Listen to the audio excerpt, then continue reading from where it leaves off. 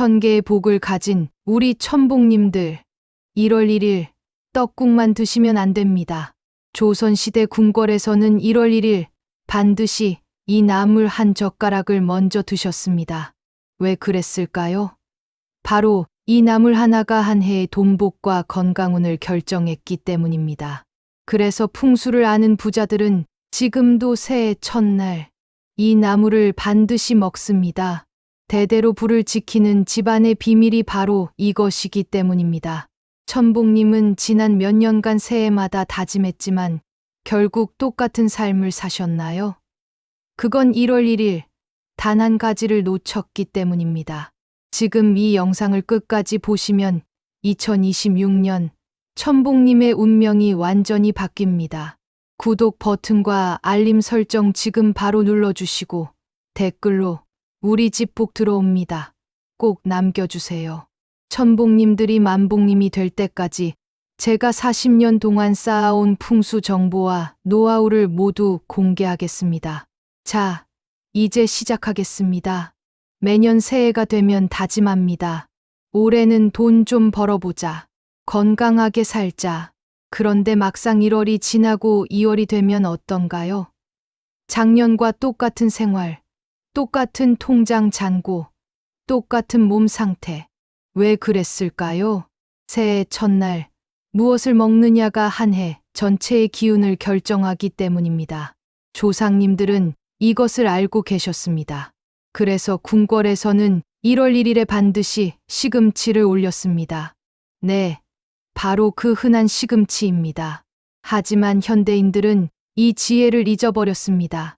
떡국 한 그릇으로 새해를 시작하고 정작 돈복과 건강운을 여는 음식은 놓치고 있습니다. 천복님도 혹시 그러셨나요? 그런데 여기서 중요한 게 있습니다. 시금치를 그냥 아무렇게나 먹으면 소용없습니다. 조선시대 궁중에서는 시금치를 먹는 시간, 방향, 조리법, 심지어 그릇의 색깔까지 정확하게 정해져 있었습니다. 왜 그랬을까요? 그냥 먹으면 그냥 나물이지만 풍수 원리에 맞춰 먹으면 한 해의 돈복과 건강운이 활짝 열리기 때문입니다. 오늘 이 영상에서는 이 세 가지를 정확히 알려드리겠습니다. 첫째, 왜 하필 시금치인지, 그 오행 원리.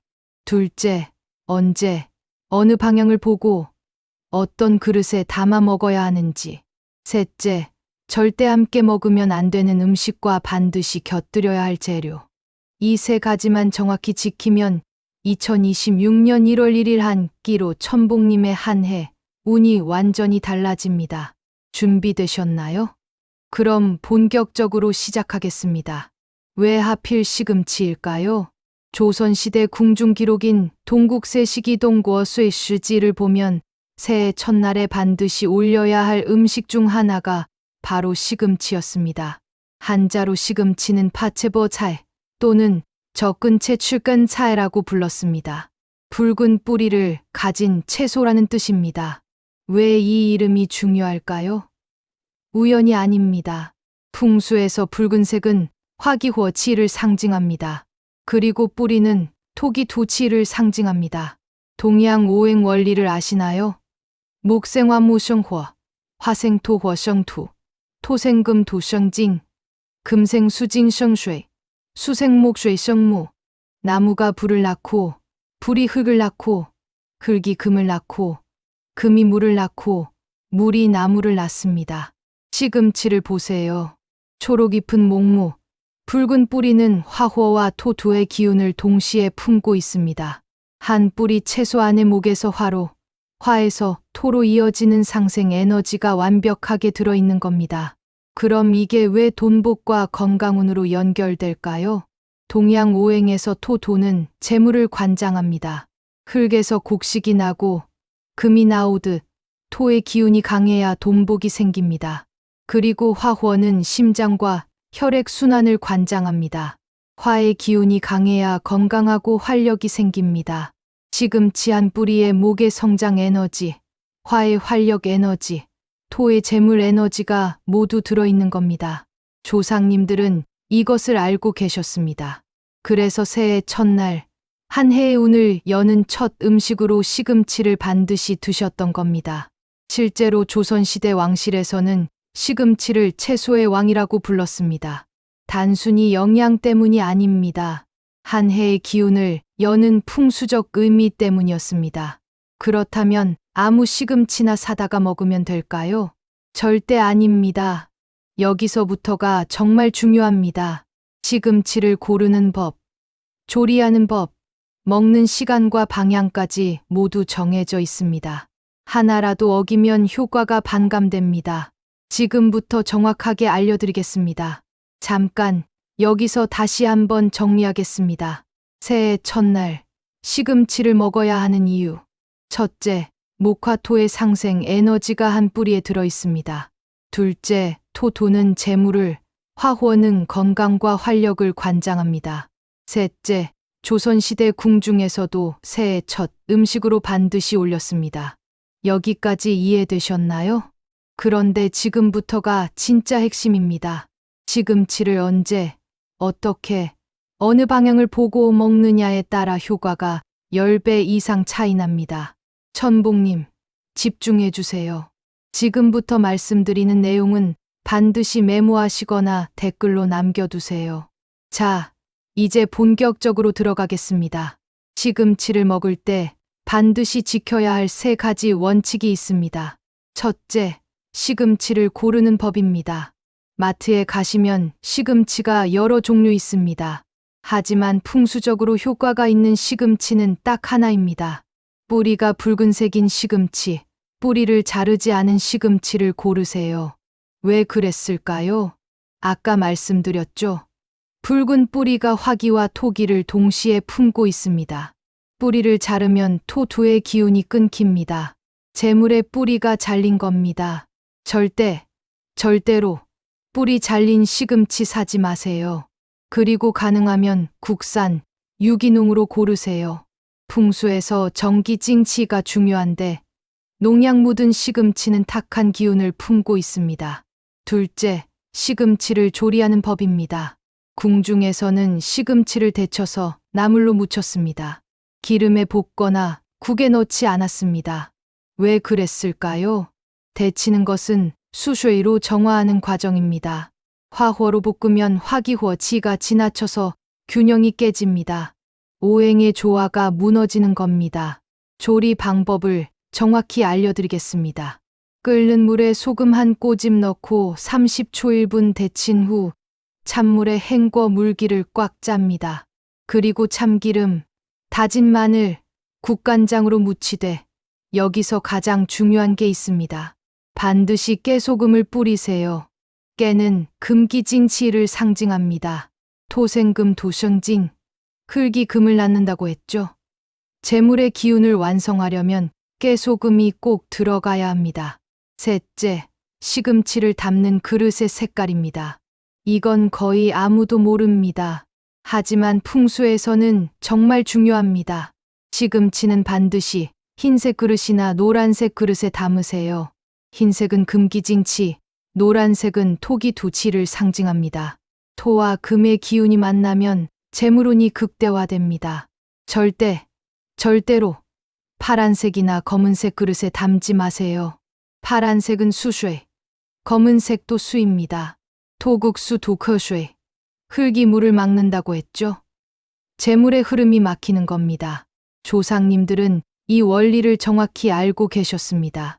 그래서 궁중에서는 새해 첫날 시금치를 반드시 백자 그릇, 즉 흰색 사기 그릇에 담아 올렸습니다. 우연이 아닙니다. 모든 것에는 이유가 있고 그 이유를 따를 때 운이 열립니다.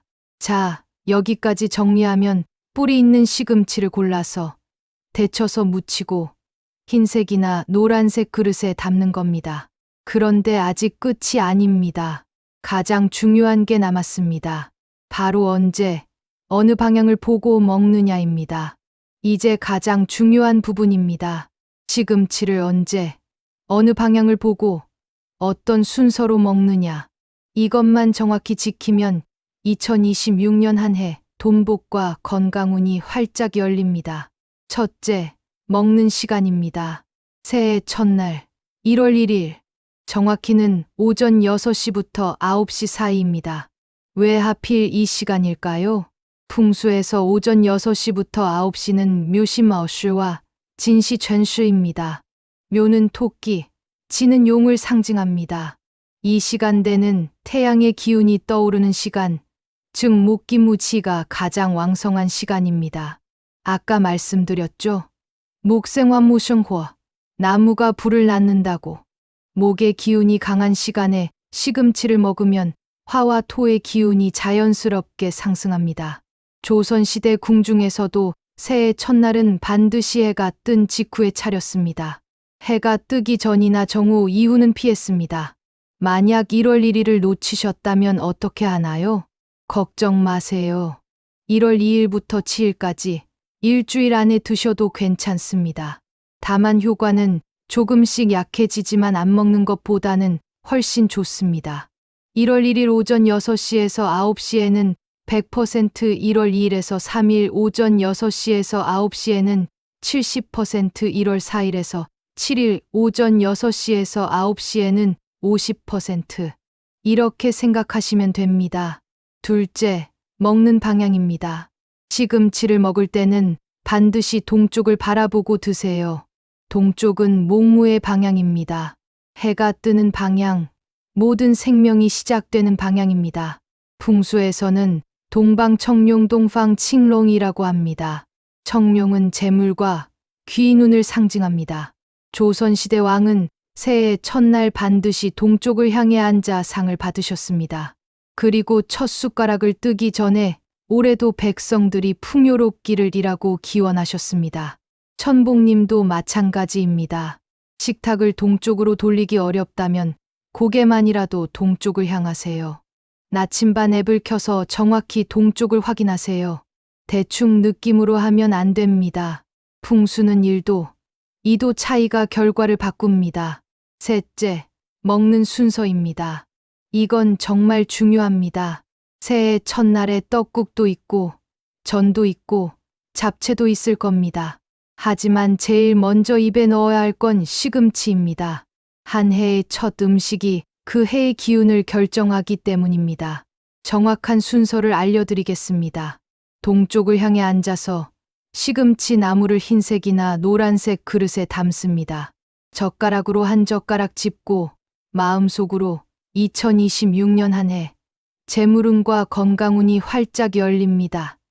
이 문장을 3번 되냅니다.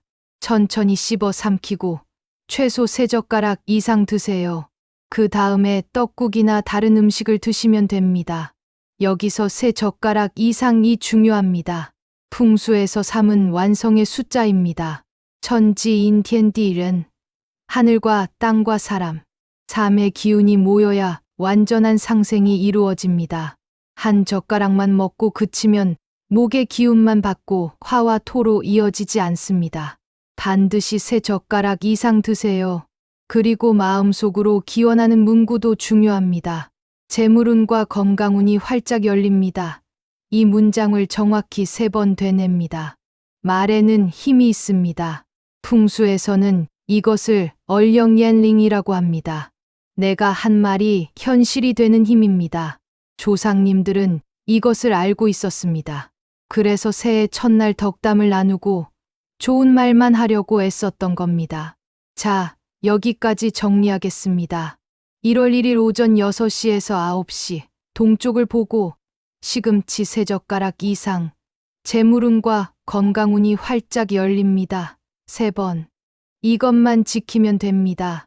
자, 이제 좀 더 깊이 들어가겠습니다. 시금치를 먹을 때 함께 먹으면 좋은 음식과 절대 함께 먹으면 안 되는 음식이 있습니다. 이것만 알아도 재물운 상승 효과가 2배, 3배 달라집니다. 먼저 함께 먹으면 좋은 음식입니다. 흰쌀밥, 두부, 달걀. 이 3가지만 기억하세요. 흰쌀밥은 토기 두치를 더해 재물의 기운을 단단하게 만들고, 두부는 금기진치로 돈복이 흘러들어오는 통로를 열어주고, 달걀은 노른자의 토와 흰자의 금이 동시에 들어있어 재물운을 배가시킵니다. 조선시대 궁중에서도 새해 첫날 시금치와 함께 이 세 가지를 반드시 올렸습니다. 그렇다면 절대 함께 먹으면 안 되는 음식은 뭘까요? 이건 정말 중요합니다. 잘못하면 오히려 역효과가 납니다. 첫 번째, 돼지고기입니다. 돼지고기는 수기쇠치가 강한 음식입니다. 토국수 도커쇠, 흙이물을 막는다고 했죠. 시금치의 토 에너지와 돼지고기의 수 에너지가 만나면 서로 충돌합니다. 재물의 흐름이 막히고 오히려 지출이 늘어나는 상황이 생깁니다. 새해 첫날 절대로 시금치와 돼지고기를 함께 먹지 마세요. 두 번째, 김치입니다. 의외죠? 김치는 바요 음식이고 화기호치가 강합니다. 시금치도 화의 기운을 품고 있는데 김치의 화까지 더해지면 화가 지나쳐서 균형이 깨집니다. 화가 너무 강하면 토가 말라버립니다.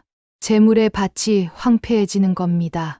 새해 첫날 시금치를 먹을 때만큼은 김치를 곁들이지 마세요. 세 번째, 된장찌개나 김치찌개입니다. 이것도 마찬가지입니다. 찌개류는 화호와 수쇠가 섞인 음식입니다. 오행의 균형을 흐트러뜨립니다. 새해 첫날은 국물 요리보다는 마른 반찬 위주로 차리세요. 자, 여기까지 정리하겠습니다. 시금치와 함께 먹으면 좋은 것 흰쌀밥, 두부, 달걀. 시금치와 절대 함께 먹으면 안 되는 것 돼지고기, 김치, 찌개류. 잠깐 여기서 중요한 말씀 드릴게요.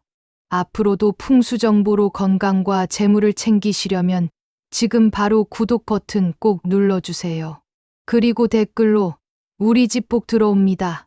한 줄만 남겨주시면 더 큰 복이 들어옵니다. 그런데 많은 분들이 이렇게 물어보십니다.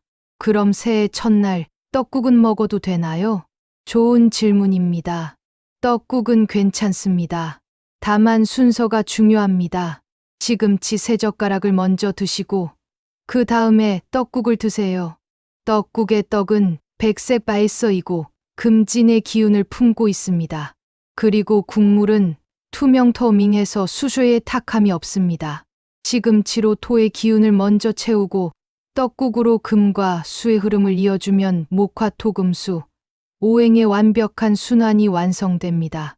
하지만 떡국에 만두가 들어간 떡만둣국은 조심하세요. 만두 속에 돼지고기가 들어있으면 수의 충돌이 생깁니다. 가능하면 순수한 떡국으로 드세요. 그리고 한 가지 더.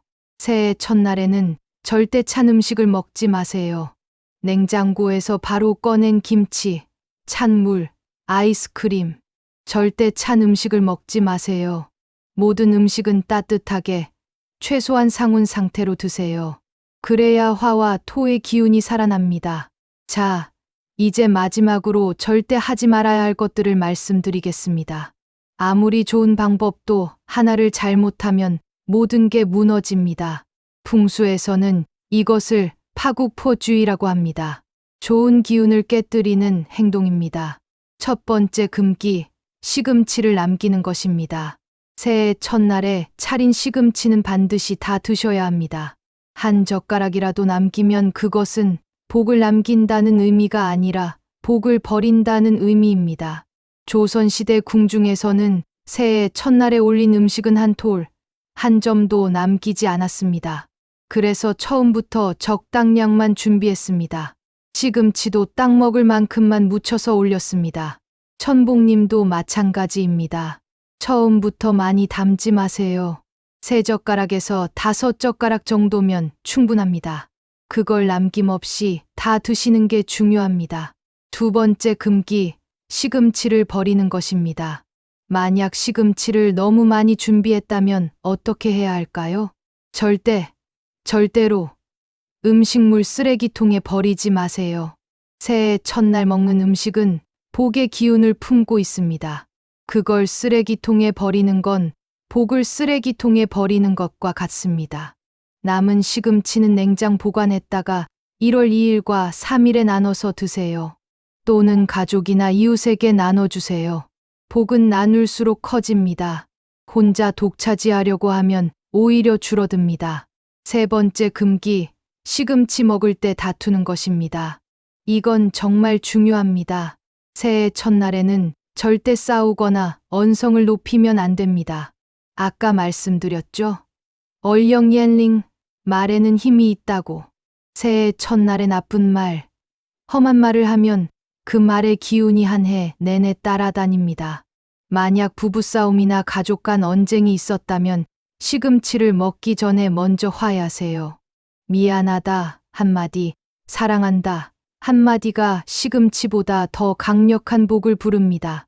조상님들은 새해 첫날을 금기의 날이라고 불렀습니다. 험한 말, 나쁜 행동, 불길한 생각을 모두 금했습니다. 네 번째 금기, 시금치를 손으로 집어먹는 것입니다. 이건 의외죠. 하지만 풍수에서는 중요합니다. 새해 첫날 먹는 음식은 반드시 젓가락이나 숟가락으로 떠서 먹어야 합니다. 손으로 집어먹으면 수기쇼치, 즉 손에 잡된 기운이 음식에 섞입니다. 특히 손은 하루 종일 여러 물건을 만지기 때문에 화호와 수쉐가 뒤섞인 탁한 기운을 품고 있습니다. 시금치의 깨끗한 목, 화토, 에너지의 탁한 기운이 섞이면 오행의 순수함이 깨집니다. 다섯 번째 금기, 시금치를 급하게 먹는 것입니다. 이것도 놓치기 쉬운 부분입니다. 새해 첫날은 바쁩니다. 세배도 가야 하고, 친척도 만나야 하고, 차례도 지내야 합니다. 하지만 절대로 시금치만큼은 급하게 먹지 마세요. 한 젓가락을 집으면 최소 10번 이상 천천히 씹으세요. 풍수에서 씹는다는 건 음식의 기운을 내 몸에 받아들이는 과정입니다. 급하게 삼키면 기운이 목구멍을 그냥 지나가 버립니다. 소화기관에 도달하기 전에 흩어지는 겁니다. 조선시대 왕은 한 숟가락을 입에 넣으면 최소 30번을 씹으셨다고 합니다. 30번까지는 아니더라도 최소 10번은 천천히 씹으면서 재물운과 건강운이 들어온다고 마음속으로 되냅니다. 여섯 번째 금기, 시금치를 저녁에 먹는 것입니다. 새해 첫날이라고 해서 저녁에 시금치를 먹으면 안 됩니다. 반드시 오전 6시부터 9시 사이에 드세요. 저녁은 음링의 시간입니다.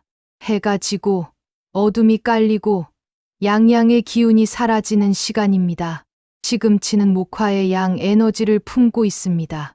음의 시간에 양 음식을 먹으면 오행의 균형이 무너집니다. 만약 1월 1일을 놓쳤다면 1월 2일 오전에 드세요. 절대 저녁으로 미루지 마세요. 마지막 7번째 금기, 시금치를 미신이라고 무시하는 것입니다. 이게 가장 큰 금기입니다. 풍수는 미신이 아닙니다. 수천 년 동안 검증된 동양의 과학입니다. 에이, 설마 시금치 먹는다고 돈이 들어와? 이런 생각으로 먹으면 효과가 없습니다. 믿음이 없으면 기운도 받아들여지지 않습니다. 풍수에서는 이것을 심기신치라고 합니다.